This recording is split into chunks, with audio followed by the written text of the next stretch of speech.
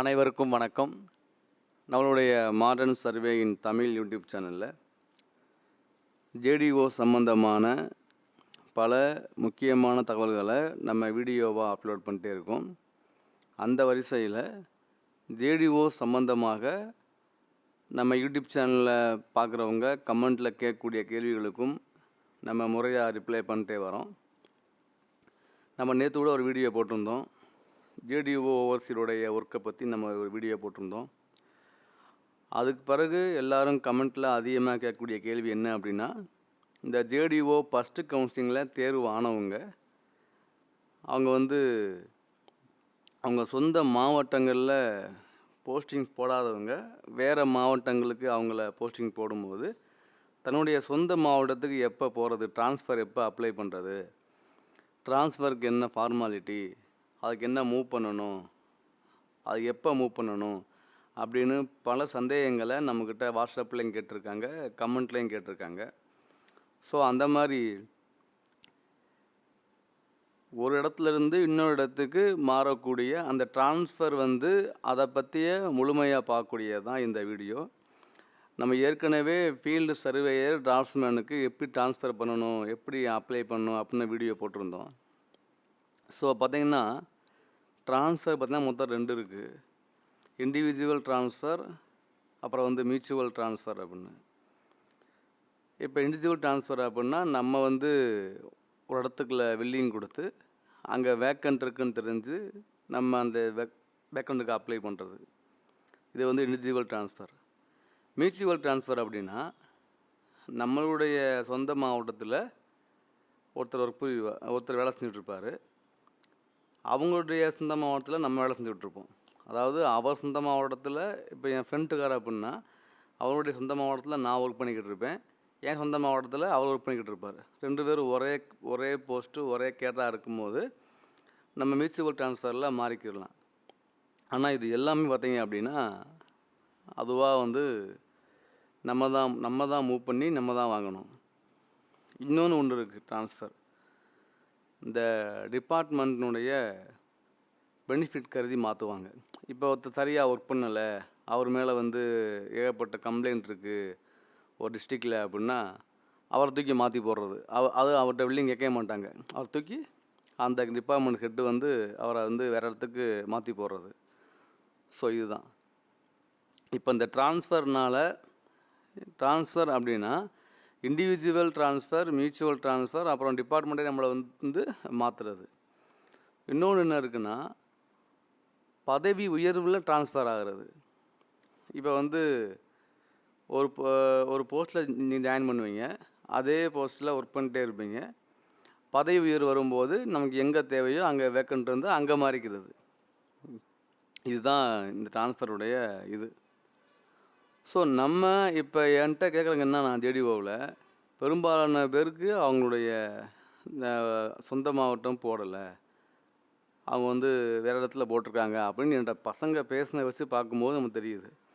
அப்போ நம்ம என்ன சொல்கிறோம், ஸோ ஜேடிஓவாக இப்போ ஃபஸ்ட்டு அதாவது நம்ம ஹைவேஸில் ஜேடிஓவாக தேர்வு செய்யப்பட்டவங்களும் இப்போ இந்த கவுன்சிலிங்கில் போய் ஜேடிஓவாக தேர்வு செய்யப்பட்டவங்களும் நீங்கள் எப்படி இருந்தாலும் கண்டிப்பாக ஜாயின் பண்ணி தான் ஆகணும்.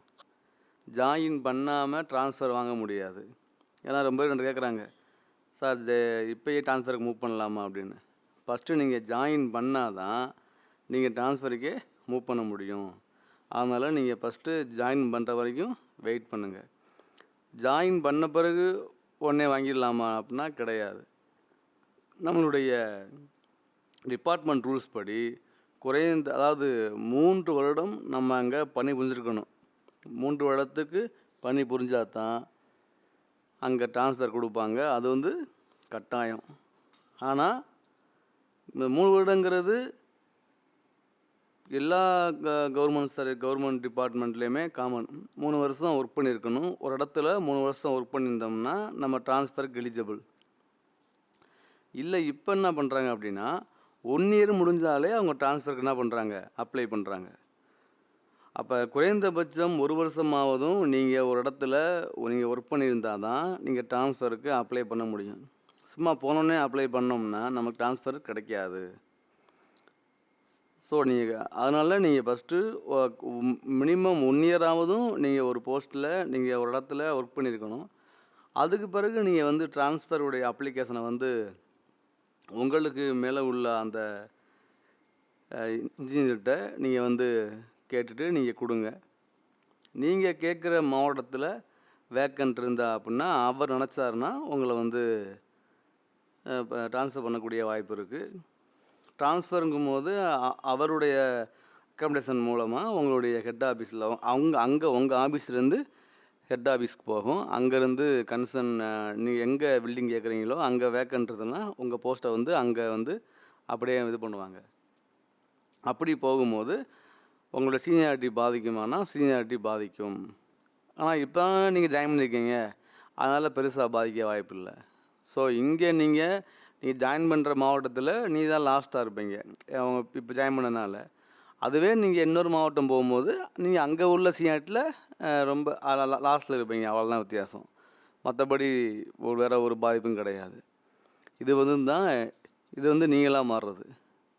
மியூச்சுவல் ட்ரான்ஸ்ஃபர்னாலும் நம்ம மாறிக்கிடலாம். அதுக்கும் நீங்கள் 1 இயராவது ஒர்க் பண்ணியிருக்கணும். அதுக்கும் நீங்கள் வந்து என் சொந்த மாவட்டம் இந்த மாவட்டம், அதில் வந்து இவர் ஒர்க் பண்ணுறாரு. ஸோ நாங்கள் 2 பேரும் சொந்த விருப்பத்தின் பேரில் நாங்கள் வந்து ட்ரான்ஸ்ஃபர் அப்ளை பண்ணுறோம்னு நீங்களும் உங்கள் டிஸ்ட்ரிக்டில் நீங்கள் அப்ளை பண்ணணும், அவர் அங்கேருந்து அப்ளை பண்ணணும். இது மூலமாக 2மே போய் கன்சிடர் ஆகி அது வந்து மாறி வரும். இது வந்து மியூச்சுவல் ட்ரான்ஸ்ஃபர். இதுக்கு அப்ளை பண்ணுறதுக்கு 1 இயர் முடிஞ்சிருக்கணும். ஆனால் இந்த எல்லாமே பார்த்தீங்க அப்படின்னா டிபார்ட்மெண்ட்டில் வந்து அவங்க வந்து ஓகே பண்ணணும். வேக்கன்ட் இருந்தாலும் இல்லை 2 பேரும் மியூச்சுவல் ட்ரான்ஸ்ஃபர் அப்ளை பண்ணாலும் டிபார்ட்மெண்ட் வந்து உங்களுக்கு ஒத்துழைக்கணும். டிபார்ட்மெண்ட்டு உங்களுக்கு ஹெல்ப் பண்ணணும். ஓகே சரி பண்ணலாங்கணும். நீங்கள் ஒர்க் பண்ணுற ஆஃபீஸ்லேருந்து உங்களுடைய ட்ரான்ஸ்ஃபருக்கு நீங்கள் பண்ணுற அப்ளிகேஷன் வந்து மேலே போகணும். ஸோ இந்த ஃபார்மாலிட்டிலாம் இருக்குது. தென் அடுத்து என்ன அப்படின்னா இந்த JDO, highway department, rural development department, PWD department, இந்த மாதிரி எந்த டிபார்ட்மெண்ட்டாக இருந்தாலும் நீங்கள் ஃபஸ்ட்டு ஜாயின் பண்ணாமல் ட்ரான்ஸ்ஃபருக்கு மூவ் பண்ணணும். இப்போயே மூவ் பண்ண முடியுமா அப்படின்னு கேட்டால் அது யாராக இருந்தாலும் கண்டிப்பாக மூவ் பண்ண முடியாது. நீங்கள் ஜாயின் பண்ணால் தான் உங்களால் ஃபஸ்ட்டு மூவ் பண்ண முடியும். ட்ரான்ஸ்ஃபருக்கு குறைந்தபட்சம் 1 வருஷமாவதும் கண்டிப்பாக நீங்கள் ஒர்க் பண்ணியிருக்கணும். அப்போ தான் நீங்கள் அதுக்கு எலிஜிபிள் ஆக முடியும். ட்ரான்ஸ்ஃபர் வந்து மியூச்சுவல் ட்ரான்ஸ்ஃபராக நீங்கள் மூவ் பண்ணாலும் சரி, இண்டிவிஜுவல் ட்ரான்ஸ்ஃபராக மூவ் பண்ணாலும் சரி, நீங்கள் மூவ் பண்ணுற அந்த டிஸ்ட்ரிக்டில் நீங்கள் எங்கேருந்து நீங்கள் ஒரு டிஸ்ட்ரிக்கு போகிறீங்களோ அங்கே வந்து உங்களுடைய சீனியாரிட்டியில் நீங்கள் வந்து லாஸ்ட்டாக தான் இருப்பீங்க. பதவி உயர்வில் நீங்கள் ட்ரான்ஸ்ஃபர் செய்யப்படும் போது தான் உங்கள் சீனியாரிட்டி வந்து போகாது. இப்போ ஜேடிஓவாக இருக்கீங்க, ஜேடிஓவில் இருந்து நீங்கள் உங்கள் சொந்த மாவட்டத்துக்கு போகாமல் ஒரு 3 வருஷமோ இல்லை 4 வருஷமோ ஒரே டிஸ்ட்ரிக்டில் ஒர்க் பண்ணிக்கிட்டு அடுத்து அவங்களுக்கு ப்ரமோஷன் வருது வச்சுங்க. டிராஃப்டிங் ஆஃபீஸராக ப்ரமோஷன் வரும்போது அப்போ நீங்கள் டிராஃப்டிங் ஆஃபீஸராக எந்த இடத்துல வேக்கன்ட் இருக்கோ நீங்கள் உங்கள் டிஸ்ட்ரிக்டில் மாறினீங்க அப்படின்னா இப்போ நீங்கள் இங்கே என்ன சீனியாரிட்டி அதே தான் அங்கே இருப்பீங்க டிஓவில். புரிஞ்சுங்களா? இப்போ எப்படி சொல்கிறது அப்படின்னா எக்ஸாம்பிளாக இப்போ வந்து உங்களுடைய இப்போ நீங்கள் ஒர்க் பண்ணுற மாவட்டத்தில் நீங்கள் வந்து ஜேடிஓவாக ஒர்க் பண்ணுறீங்க. அப்படியே ப்ரமோஷனில் நீங்கள் டிஓ ஆகிட்டீங்க. டிஓவாக இப்போ நீங்கள் உங்கள் சொந்த மாவட்டத்துக்கு போகிறீங்க அப்படின்னா அங்கே ஒருத்தர் உங்களை மாதிரி லோயர் கேடில் இருப்பார்ல, ஒருத்தர் இருப்பார். நீங்கள் அவர் கீழே போக மாட்டீங்க. நீங்கள் இங்கேருந்து ப்ரமோஷனில் என்ன கடலில் போகிறீங்களோ அதே கடலில் அங்கே இருப்பீங்க, டிஓவாக அங்கே இருப்பீங்க. ஆனால் நீங்கள் வந்து இந்த மாதிரி பதவி உயர்வில் இல்லாமல் ட்ரான்ஸ்ஃபருக்கான காலங்கள் இல்லாமல் நீங்கள் வாண்டடாக ட்ரான்ஸ்ஃபர் அப்ளை பண்ணி போகும்போது நீங்கள் இங்கே ஜேடிஓவாக இருக்கீங்க அப்படின்னா அதே மாதிரி அங்கே ஒருத்தர் என்ன இருப்பார், ஹெடிஓவாக இருப்பார். அப்போ நீங்கள் அவருக்கு கீழே போயிடுவீங்க. இப்போ உங்கள் டிஸ்ட்ரிக்டில் நீங்கள் ஒரு 2 பேர்த்துக்கு முன்னால் நீங்கள் வந்து இருக்கீங்க அப்படின்னா அதே 2 பேருக்கு முன்னால் உங்களை போய் அந்த மாவட்டத்தில் வைக்க மாட்டாங்க. நீங்கள் எந்த மாவட்டத்துக்கு மாறுறீங்களோ அந்த மாவட்டத்துக்கு போய் அவங்கள வைக்க மாட்டாங்க. அப்போ நீங்கள் அந்த மாவட்டத்தில் நீங்கள் ட்ரான்ஸ்ஃபர் அப்ளை பண்ணி போகும்போது நீங்கள் அந்த மாவட்டத்தில் நீங்கள் லாஸ்ட்டில் வந்துடுவீங்க சீனியாரிட்டியில். இதுதான். ஆனால் இப்போ உங்களுக்கு என்ன பெனிஃபிட் அப்படின்னா, இப்போ தானே எல்லோரும் போஸ்டிங் போட்டுருக்காங்க. இப்போ தான் எல்லாருக்கும் போஸ்டிங் போட்டுருக்காங்க ஜெடிஓவா. அப்போ நீங்கள் எல்லாருமே சீனியாரிட்டி ஒன்றா தான் வரும், ஒரே தான் வருவீங்க. ஆனால் டிஸ்ட்ரிக்டை பொறுத்து மாறுபடும் இல்லையா? இப்போ பார்த்தீங்க அப்படின்னா எல்லா டிஸ்ட்ரிக்ட்லேயும் ஜெடிஓ இப்போ அப்பாயின்மெண்ட் பண்ணுறவங்க ஒரே சீனியாரிட்டி தான். ஆனால் நீங்கள் அடுத்த ப்ரமோஷன் போகும்போது அங்கே வேக்கண்ட் இருக்கணும்ல. சில மாவட்டங்களில் வேக்கண்ட் வரும், சில மாவட்டங்களில் வேக்கண்ட் இருக்காது.